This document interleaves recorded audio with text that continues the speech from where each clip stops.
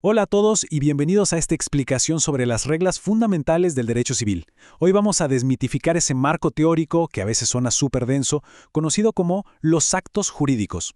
Vamos a ver cómo en realidad es un sistema súper lógico y estructurado que gobierna prácticamente todos los aspectos de nuestra vida diaria. Así que vamos a entrar de lleno porque entender esto es básicamente entender cómo la voluntad humana tiene el poder literal de crear realidades reconocidas por la ley. Para lograrlo, tenemos una hoja de ruta bastante clara hoy. 1. La anatomía de los actos jurídicos. 2. Cómo se clasifican. 3. Los elementos esenciales para su validez. 4. La interpretación y sus efectos relativos. 5. El poder de representación. Y finalmente 6. La modificación de estos actos. Así que no perdamos más tiempo. Empecemos con el paso número 1, la anatomía de los actos jurídicos. Veamos qué es exactamente lo que da vida a estas acciones desde sus cimientos. Aquí tienen la definición formal. Un acto jurídico, piénsenlo como el mecanismo a través del cual opera nuestra autonomía de la voluntad. Según las fuentes constitucionales y civiles, nadie está obligado a hacer lo que la ley no manda, ni está privado de lo que la ley no prohíbe, ¿verdad? Bueno, esta libertad natural es la que nos permite crear realidades vinculantes en el mundo real, ya sea comprando una casa, firmando un contrato de trabajo o incluso redactando un testamento. Ahora, no cualquier cosa que hacemos es un acto jurídico. Hay 4 rasgos fundamentales que separan una acción cotidiana, como, salir a caminar, de una realidad legalmente vinculante. Fíjense, tiene que haber una intervención humana, tiene que ser 100% voluntario, no puede ir en contra de la ley, y lo más importante de todo, su propósito inmediato tiene que ser crear, modificar o extinguir una relación jurídica. Una vez que comprobamos que un acto jurídico realmente existe, pasamos a nuestra segunda etapa, la clasificación de las acciones legales. Ojo aquí, porque no todos los actos se comportan de la misma manera. Vean esta distinción, que se basa puramente en el riesgo económico.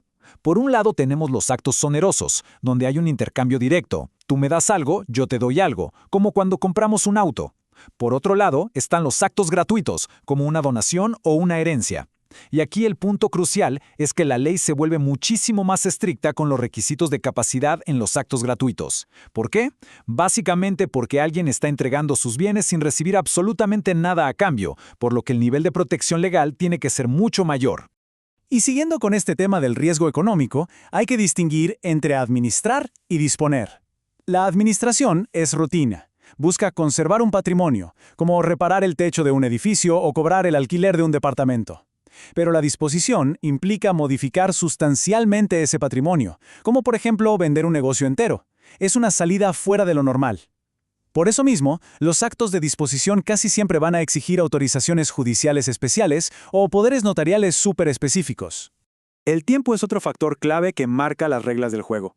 Hay una gran diferencia entre los actos entre vivos, como cualquier contrato estándar que empieza a funcionar desde el segundo en que se firma, y los actos de última voluntad. Ambos existen desde que se celebran cumpliendo la ley, pero los efectos de un testamento quedan totalmente en pausa. Se van a activar única y exclusivamente tras el fallecimiento de la persona que lo redactó. Bueno, al igual que un organismo vivo, no basta solo con existir. Pasamos a la fase 3, los elementos esenciales, cosas que un acto jurídico necesita sí o sí para ser válido. Imaginen un acto jurídico válido como un rompecabezas perfecto de 4 piezas idénticas. Necesita un sujeto que sea capaz, un objeto que sea lícito y físicamente posible, una causa verdadera que justifique la razón de ese acto y finalmente la forma, que es como esa voluntad se muestra al mundo exterior. Si llega a faltar una sola de estas piezas, todo el acto se enfrenta a la invalidez o a la nulidad absoluta. Y hablando del objeto del acto, los textos nos plantean una pregunta interesantísima que toca directamente los límites de la dignidad humana. ¿Puede el cuerpo humano ser considerado un objeto jurídico? La respuesta corta es sí, pero con límites extremadamente estrictos. Objetivamente, la ley protege a toda costa la dignidad humana contra cualquier tipo de mercantilización. Esto significa que nadie puede vender su cuerpo. Punto. Lo que sí se permite son actos sobre partes renovables que ya fueron separadas, como el cabello o donaciones de órganos bajo la estricta ley de trasplantes, y siempre sin dinero de por medio. La dignidad actúa aquí como el límite absoluto a lo que podemos decidir. Pasemos a otra frontera súper interesante, que involucra tanto al objeto como a la causa de un acto. ¿Alguna vez han escuchado la expresión vender humo? En términos puramente legales, vender humo se refiere a cobrar por utilizar influencias políticas. El texto académico es muy claro al señalar que esto se considera un objeto o causa inmoral, lo cual invalida automáticamente el acuerdo. Ahora, la definición legal de lo que es moral evoluciona. El derecho busca un equilibrio. Toma en cuenta lo que la sociedad considera correcto en un momento histórico dado, sumado a los perdurables principios morales cristianos que han moldeado el derecho occidental. Cualquier acto que choque contra este estándar simplemente se considera nulo. Bien, ya analizamos la biología interna del acto. Vamos al punto 4, la interpretación y los efectos relativos. Es decir, mirando hacia afuera. ¿A quién afecta realmente este acto en el mundo real? Esta famosa máxima en latín ilustra a la perfección el principio de los efectos relativos. En palabras sencillas, significa que un contrato, por regla general, solo va a obligar a las partes que lo firmaron y a sus herederos universales. No puede ni perjudicar ni beneficiar a terceros que son completamente ajenos a la situación. Es como si el derecho creara un pequeño universo cerrado entre los otorgantes. Y de la mano tenemos esta segunda regla de oro que tiene toda la lógica del mundo. Nadie puede transmitir a otro un derecho mejor o más grande del que ya tiene. No puedes dar lo que no te pertenece. Aunque claro, el derecho es práctico. Establece ciertas excepciones para proteger a terceros compradores que actuaron de buena fe. Porque si no fuera así, las ventas y el tráfico comercial simplemente se paralizarían. Llegamos al punto 5, el poder de representación. ¿Qué sucede si una persona simplemente no puede estar presente físicamente para firmar o actuar por sí misma? Para que un representante pueda actuar y que ese acto obligue directamente a la persona principal, hay 3 pasos que deben cumplirse a rajatabla. Primero, el representante debe tener discernimiento. Segundo, no puede excederse ni 1 milímetro de los límites que le marca su poder. Y tercero, tiene que actuar explícitamente en nombre de la persona representada. No puede ocultarlo ni actuar a título personal. Pero ojo, hay excepciones definitivas. La ley se niega rotundamente a permitir que las decisiones más íntimas de la vida de una persona se deleguen a un tercero. Por ejemplo, nadie puede casarse por poder a través de un representante, ni mucho menos redactar el testamento de otra persona. Para estos actos personalísimos, la ley exige que estés ahí, requiere tu voluntad directa e indelegable.